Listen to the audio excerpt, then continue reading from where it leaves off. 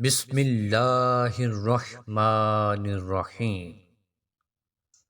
اللہم صلی علی محمد النبی الامی وعلی آلہ وسلم۔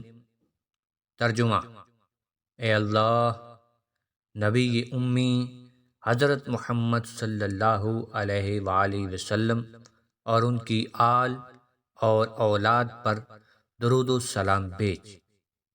فضیلت: حضرت سہل بن عبداللہ رضی اللہ تعالی عنہ کا ارشاد ہے کہ جو شخص جمعہ کے دن عصر کی نماز کے بعد 80 مرتبہ یہ درود پڑھے، اس کے 80 سال کے گناہ بخش دیے جائیں گے۔